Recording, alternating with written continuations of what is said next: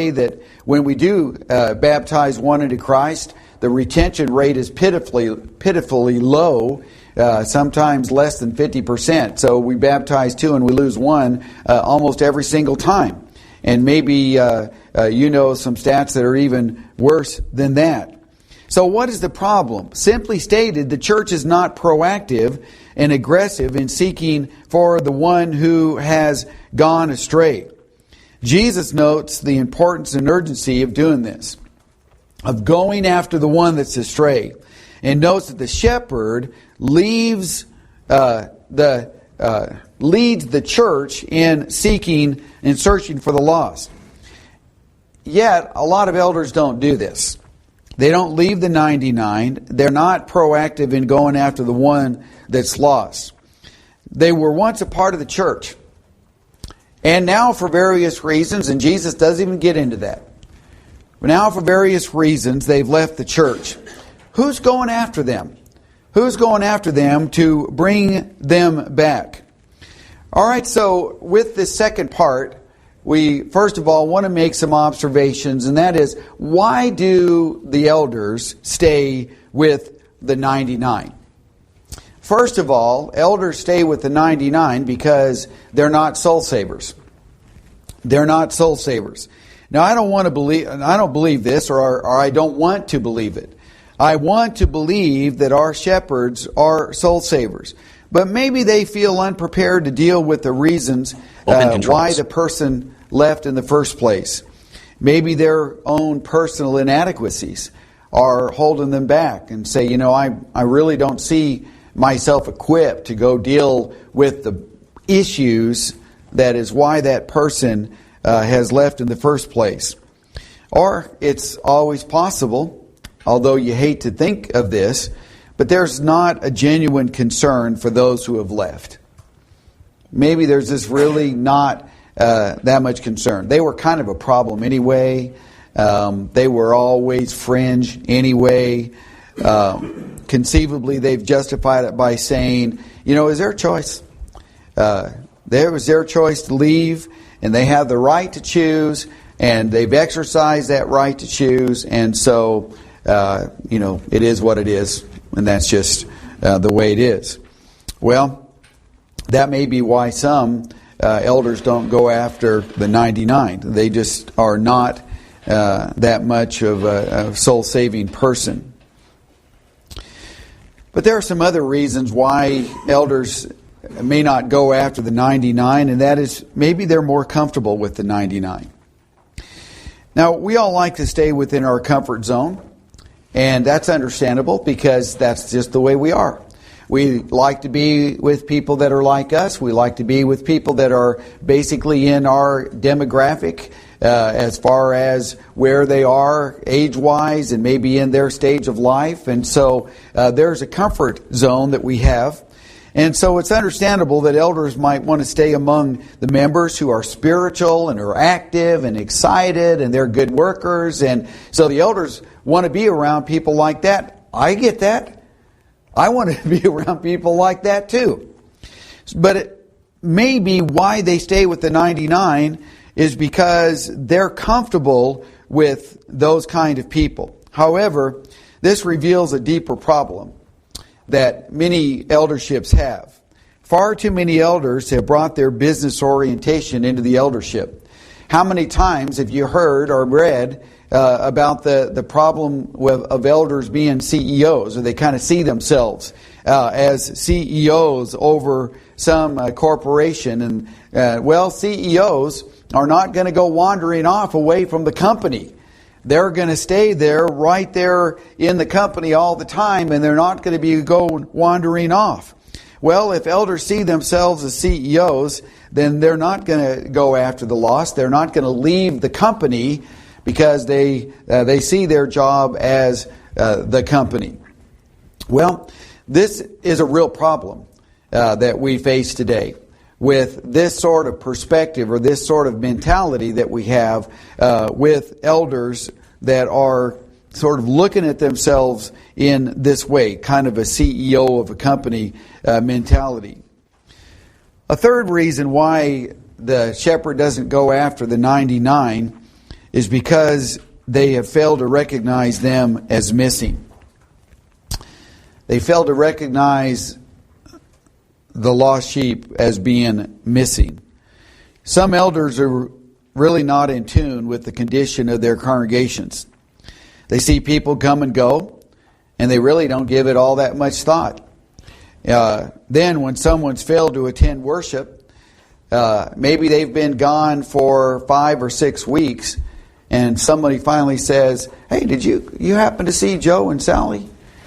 "Oh, Joe and Sally, I haven't seen them for a while." Well, come to find out that Joe and Sally have been gone for 5 weeks.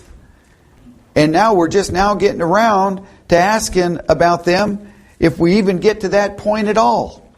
I've known of situations where people have literally been gone for months before anybody even asked the question, where are these people?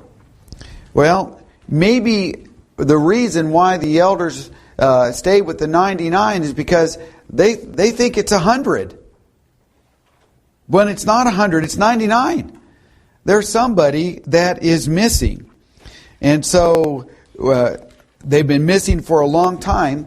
And what are the chances when somebody has been gone for 5 weeks, 6 weeks, or longer than that you're going to be able to find them and bring them back? Now, the shepherd, he gets right after it. He knows that every minute counts, that every hour is precious. And the more he delays, the further away and the more subject to danger will be the sheep that has left the flock. So he's very proactive. He's very in tune with what's happening with the congregation. Do you have a program in which you know when there was somebody that was not there this Sunday? And then maybe the next Sunday you find out again that they were not there. Well, now that you've got good information that is being fed to the elders, and these red flags start popping up, and you say, well, so-and-so wasn't here Sunday. Well, do we have somebody that's going to call him or her or them on Monday? We missed you yesterday. Everything okay?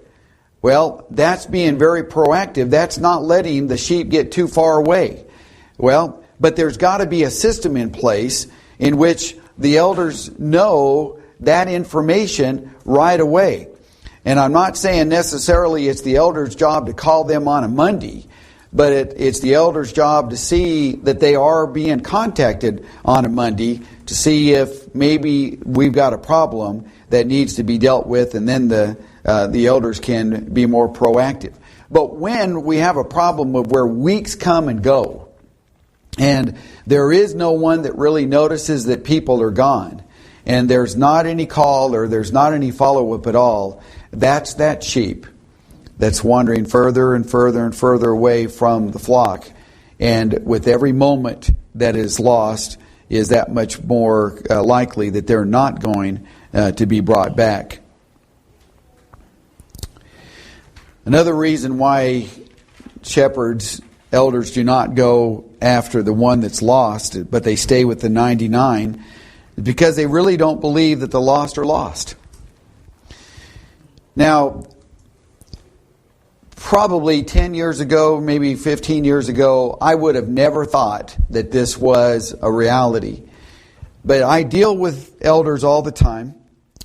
And I recently asked an elder about a member who had left the church and had joined the ranks of the unchurched. And then, not too long before that, I asked an elder about a person that had left the Lord's church and had become a part of a denomination. And so what's being done to recover the one who has left? And these elders shocked me when they both gave basically the same answer. For the one that it was now the unchurched and the one that had joined a denomination, said, well, I don't worry about that because I really don't believe that you have to be a part of the Lord's church to be saved. And I thought, well, you're not going to go after the one that's lost if you really don't think they're lost. You think, well, they're not a part of our family, but they're still religious, or they're still a part of a Christian group. And you might be thinking, and I'm thinking, that this is an elder that is not qualified, that has failed to see the preciousness and the uniqueness of the Lord's church. And there's only one body. And this is the body that they need to be a part of, Ephesians 5:23. It's the body that Jesus is going to save.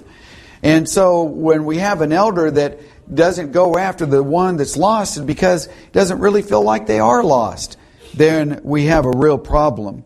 But there are elders who are no longer convinced that one must be a part of the body of Christ to be saved. And so if someone leaves, they may check up on them and say, yeah, we're going to this denomination, and okay, that's good. We miss you here, but glad to hear that you're okay. Well, you're not going to go after the one that's lost if, in fact, that's the way you see things. So what are the results, then, as we move to the fourth part of this? Some lessons to be learned. The results of staying with the 99. If the elders do not actively pursue those who have gone astray, then that means that they're continually remaining with the 99. And that, as we already noted, a large portion of the shepherd's work is going to be with the entire flock. But what we're concentrating on here, and I'm trying to take an angle here, is what if elders do not go after the one that wanders away? The first is the lost stay lost. The lost stay lost. Now this clearly violates God's will. When you looked at that text in Matthew 18, and look at it one more time with me, verse 14, Jesus says, "Thus it is not the will of your Father who is in heaven that one of these little ones perish." That's not what God wants. And elders want the same as God. And so elders do not want even one of these little ones to perish.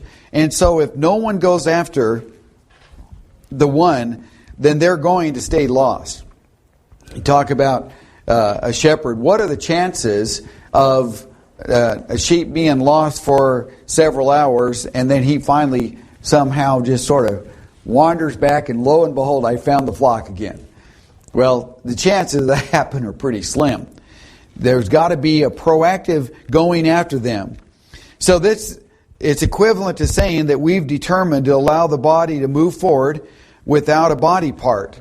That one is lost, and we're going to let them stay lost, so we're losing a body part, but oh well, that's just the way it is.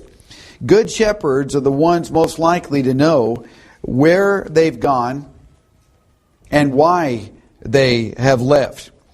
They would be the best equipped to reach out to them and restore them to the Lord's body. But if our elders are not proactive and aggressive, those who have left the body are going to stay gone. So that's one of the consequences or lessons that we learn. A second result of an elder staying with the 99 is it sets a bad example for the 99. We need to see our elders as soul conscious. We need to see our elders as those that are concerned about the loss. But if we don't see elders that are proactively going after the one that has wandered away, then how is that going to impact the rest of us? It makes the flock wonder if the elders are not pursuing the former member because they know there's no hope, when that may not be the case at all. But they're just not going after them, just because. Well, we don't need that kind of example. We need elders that have demonstrated to all of us the value of each and every soul. And then kind of in the background of that, I know that if I should happen to be the one that wanders off, the elders are going to come after me too. Just like I've seen them many times over the course of the years. When someone has wandered off, they have gone after them. You know, Bear Valley has 5 wonderful men that serve as elders. And we are in the process of disfellowshipping I believe it's 8 individuals. The congregation has been somewhat critical of this process, and if you've gone through just fellowshipping, you know that there are critics of that particular procedure. It is very biblical. It is what God wants. But what many do not know, and fortunately I work closely with the elders, is how much time they have devoted to try to win them back. We've got soul-seeking elders. We've got elders that are shepherds that have gone after these lost, and they've worked with them, they've appealed to them, they've studied with them, they've done everything that they can to try to bring them back. And the stubborn sheep just won't come back, and then that brings us to the next level. But my point here is this. There's been an example of soul-saving elders by the way that they have worked so hard to try to get the 99 and bring them back. And that's been a good example as opposed to the bad. And then a third lesson that we learn is when you see elders that do not go after the 99, it can discourage the 99 from working. When elders determine that they must continually stay with the 99, frequently what happens is they micromanage.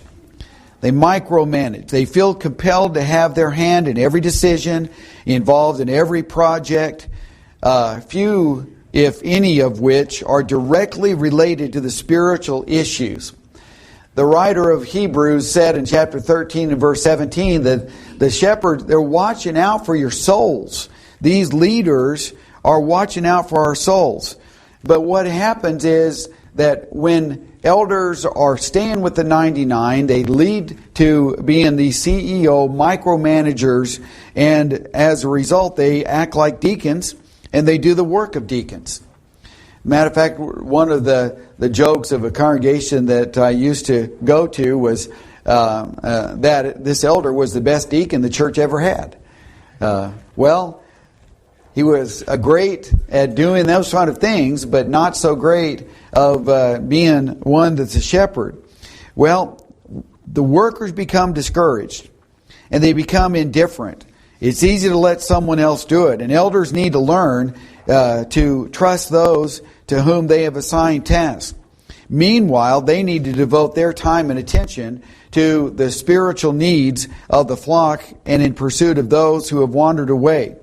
If elders are concerned about the color of the carpet, or they're spending a lot of time determining what songbook that we need to have in the racks, then it's who's going to receive the contract for the new roof. Then who's going after the lost sheep? When all of these various mundane things are being discussed. And what does that say about the deacons or the members that were initially given those responsibilities?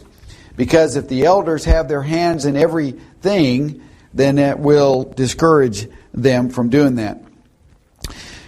All right, so we're talking about the 99, and we're talking about the shepherd and the 99.